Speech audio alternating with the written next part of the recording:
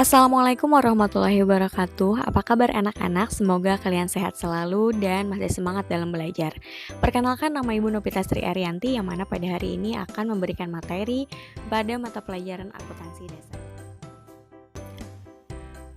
Pada pertemuan kali ini, Ibu akan menyampaikan materi mata pelajaran akuntansi dasar dengan pembahasan persamaan dasar akuntansi. Dalam persamaan dasar akuntansi kita akan belajar apa aja sih? Langsung aja ya disimak videonya. Mengapa kita perlu belajar persamaan dasar akuntansi? Karena persamaan dasar akuntansi merupakan dasar atau langkah awal untuk melangkah ke dalam siklus akuntansi. Jadi, sebelum nanti kalian membuat jurnal, posting ke buku besar, laporan laba rugi, neraca maupun yang lainnya, kalian harus paham dulu mengenai persamaan dasar akuntansi.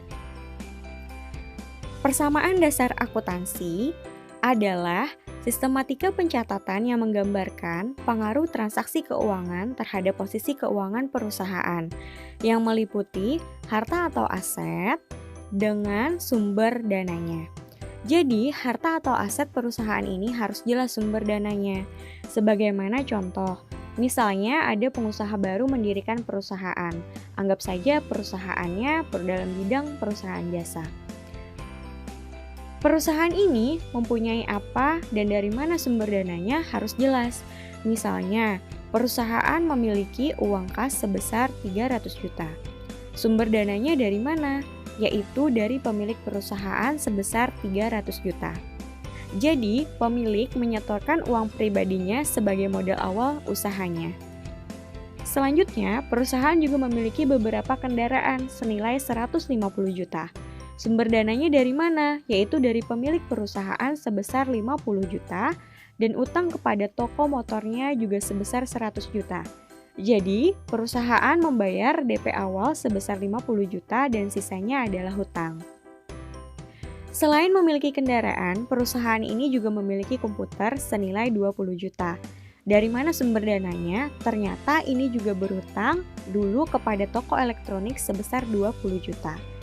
Nah, jika kita jumlahkan dari 300 juta ditambah dengan 150 juta ditambah dengan 20 juta, maka hasilnya akan menjadi 470 juta rupiah. Hal ini juga sama dengan sumber dananya. Jika kita jumlahkan 300 juta ditambah 50 juta ditambah 100 juta ditambah 20 juta, maka hasilnya juga akan 470 juta. Hal ini juga akan sama. Hal ini menunjukkan bahwa apa yang dimiliki perusahaan itu harus sama dengan sumber dananya. Kemudian dari apa yang telah dijelaskan panjang lebar tadi, yang perlu kalian pahami bahwa uang, kendaraan, komputer itu dinamakan dengan harta ataupun aset. Kemudian untuk dana dari pemilik perusahaan, untuk dana dari pemilik perusahaan, baik 300 juta maupun 50 juta itu dinamakan dengan modal ataupun juga ekuitas. Sedangkan utang di Surya Motor senilai 100 juta, utang di Cahaya Elektronik sebesar 20 juta, itu dinamakan dengan hutang atau kewajiban atau liabilitas.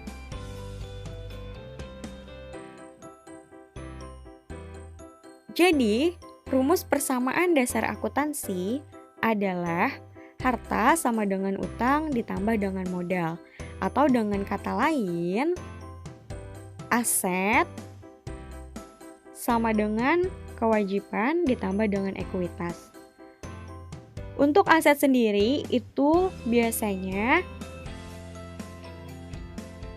dinamakan dengan aktiva atau bisa juga disebut juga dengan aktiva, sedangkan kewajiban dan ekuitas dinamakan dengan pasiva. Nah, itu tadi adalah pengertian dan rumus atau dasar yang perlu kalian pahami juga. Pokoknya harta sama dengan utang ditambah dengan modal itu adalah rumus awalnya. Nah, setelah kalian memahami ini, maka kita akan melanjutkan materi dengan pembahasan komponen-komponen persamaan dasar akuntansi. Yang pertama adalah harta atau aset ataupun aktiva. adalah semua kekayaan yang dimiliki suatu perusahaan, baik yang berwujud maupun yang tidak berwujud, yang dapat nilainya dinilai dengan uang dan digunakan dalam operasi perusahaan. Misalkan ada bangunan, ya, terus juga ada kendaraan, atau misalkan ada komputer dan yang lain sebagainya, yang mana tadi wujudnya dapat dinilai dengan uang dan dapat digunakan dalam operasi perusahaan. Harta atau aktiva atau aset ini terbagi lagi menjadi 3. Yang pertama ada aktiva lancar, yang kedua ada aktiva tetap, dan yang ketiga itu ada aktiva yang tidak berwujud. Aktiva lancar itu adalah harta yang habis dipakai atau waktu ekonomisnya kurang dari 1 tahun. Contohnya adalah uang. Nah, uang itu kan ketika kita gunakan untuk membeli sesuatu maka akan habis. Nah, itu artinya dinamakan dengan harta lancar atau aktiva lancar. Sedangkan untuk aktiva tetap yaitu adalah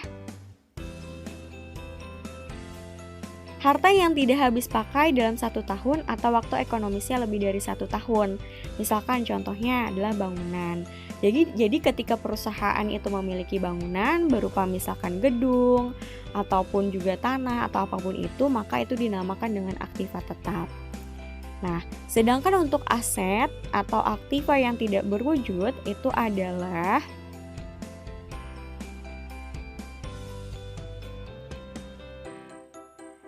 aset non-moneter tanpa adanya wujud fisik. Jadi kalau yang tidak berwujud itu yang tidak ada wujudnya. Tadi kalau aktiva lancar ada uangnya atau ada bendanya, sedangkan aktiva tetap juga ada bendanya, sedangkan ini tidak ada bendanya. Contohnya itu adalah copyright. Jadi ketika ada kita punya sesuatu yang kita ciptakan, maka ada hak cipta yang melindungi. Nah, di situ ada copyright tadi yang mana dijadikan sebagai aktiva yang tidak berwujud. Nah, itu tadi yang perlu dipahami. Jadi ada harta lancar, ada harta tetap, ada harta yang tidak berwujud. Nah, sedangkan akun-akun di dalam aktiva itu yang pertama ada kas, ya. Jadi kas tadi baik berupa modal dan lain sebagainya.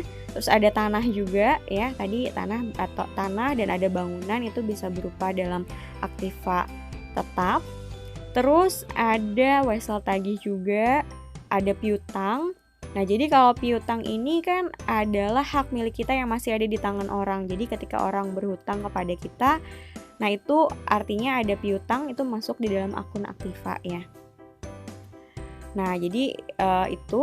Terus juga ada peralatan, ya, ada peralatan dan ada perlengkapan juga. Jadi yang perlu kalian pahami juga, kalau peralatan dan perlengkapan ini berbeda. Jadi kalau peralatan itu adalah masa manfaatnya lebih lama gitu. Contohnya aja misal nih ketika kita tadi kan bukanya perusahaan jasa, misalkan aja jasanya jasa salon. Nah, ketika kita ingin membuka perusahaan jasa salon, maka peralatan yang kita butuhkan adalah misalkan seperti hair dryer, terus tempat yang buat cuci rambut, ada gunting dan lain sebagainya itu. Nah, itu bisa dinamakan dengan peralatan karena manfaatnya lebih lama atau tidak dalam sekali pakai itu bisa habis. Sedangkan perlengkapan itu adalah masa manfaatnya bisa 1 kali pakai langsung habis. Contohnya aja misalkan tadi kalau di salon peralatannya gunting, hair dryer dan lain sebagainya, maka mungkin perlengkapannya itu adalah misalkan tadi sampo buat untuk cuci rambut, terus juga pokoknya hairspray untuk rambut. Nah, itu kan bisa sekali pakai langsung habis. Dan ada juga yang terakhir yaitu adalah beban yang dibayar di muka. Ini contohnya misalkan gaji yang dibayar lebih dahulu. Nah, itu. Terus yang kedua itu ada utang atau kewajiban atau liabilitas, yaitu kewajiban perusahaan kepada pihak lain akibat transaksi yang terjadi di masa lampau yang harus dibayar atau dilunasi. Nah, utang atau kewajiban atau liabilitas itu juga terbagi lagi menjadi 2. Yang pertama ada utang lancar, yaitu utang yang kewajibannya harus dibayar kurang dari 1 tahun. Contohnya misalkan utang usaha, misalkan aja ada pendapatan diterima di muka, ada beban yang masih harus dibayar, dan ada wesel bayar. Nah, itu termasuk dalam utang lancar. Sedangkan utang jangka panjang yaitu adalah kewajiban yang harus dibayar lebih dari 1 tahun. Misalkan nih contohnya adalah hutang bank atau hutang hipotek, ya. Jadi kalau hutang bank kan tidak ada yang sehari atau 2 hari, itu pasti jangkanya panjang. Misalkan dalam waktu 1 tahun, ya. atau 2 tahun atau bahkan puluhan tahun. Itu kalau utang yang jangka panjang. Nah, jadi itu yang macam-macam dari utang kewajiban atau liabilitas. Yang ketiga itu ada modal atau ekuitas, yaitu merupakan hak pemilik perusahaan atas kekayaan atau aset perusahaan. Jadi ada akun-akun yang mempengaruhi modal. Yang pertama adalah pendapatan. Jadi pendapatan itu adalah ekuitas pemilik yang diakibatkan oleh proses penjualan barang atau jasa kepada konsumen. Jadi pendapatan ini biasanya menambah daripada modal. Sedangkan yang kedua itu adalah beban.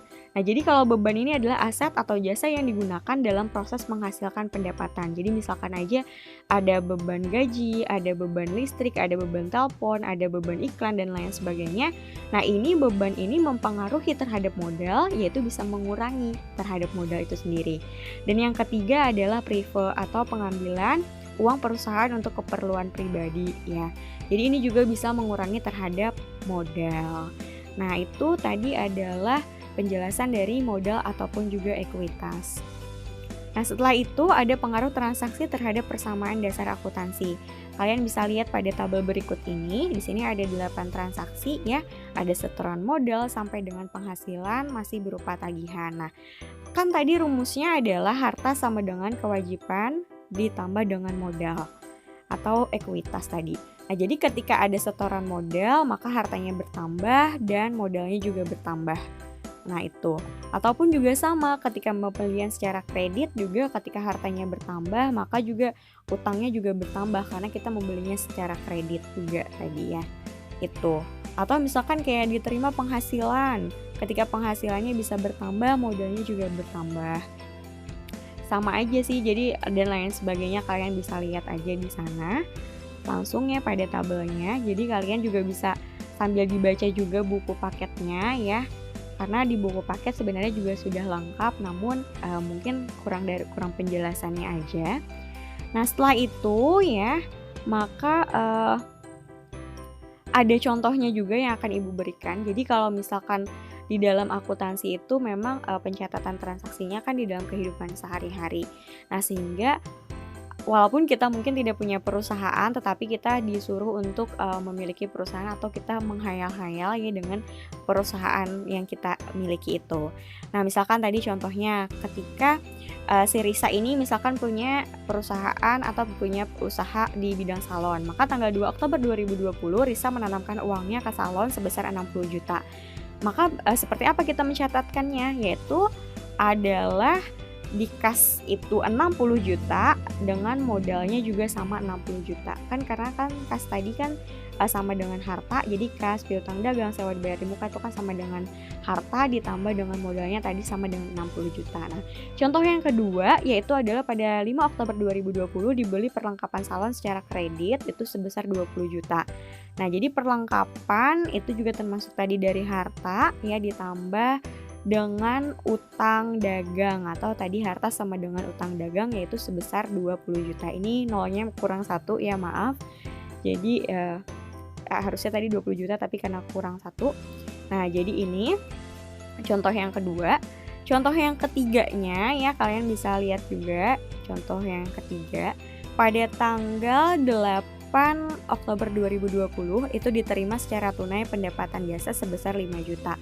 Nah, jadi bagaimana juga kita cara menulisnya? Yaitu kas sebesar 5 juta dengan modalnya tadi juga bertambah sebesar 5 juta. Nah, jadi harta sama dengan utang plus modal. Nah, yang contoh yang terakhir yaitu pada tanggal 15 Oktober dibayar beban air dan listrik itu sebesar 5 juta juga ya. Maka karena dibayar beban air dan listrik itu kan mengurangi sehingga tandanya kasnya artinya berkurang dan modalnya juga berkurang. Nah, ini kalau tanda kurung itu artinya dikurangi. Nah, demikian penjelasan yang dapat Ibu sampaikan. Mungkin untuk lebih jelasnya lagi kalian bisa langsung tanyakan kepada Ibu. Terima kasih juga atas perhatiannya. Untuk video-video pembelajaran yang lainnya kalian bisa saja langsung subscribe YouTube channel Ibu sendiri ya di Novita Sri Ariyanti karena memang ada beberapa video pembelajaran yang memang telah Ibu buat tetapi khusus yang untuk di YouTube channel Ibu. Oke, sampai jumpa lagi di pertemuan berikutnya dengan materi yang selanjutnya. Untuk hal-hal lain yang ingin ditanyakan bisa langsung hubungi Ibu. Assalamualaikum warahmatullahi wabarakatuh.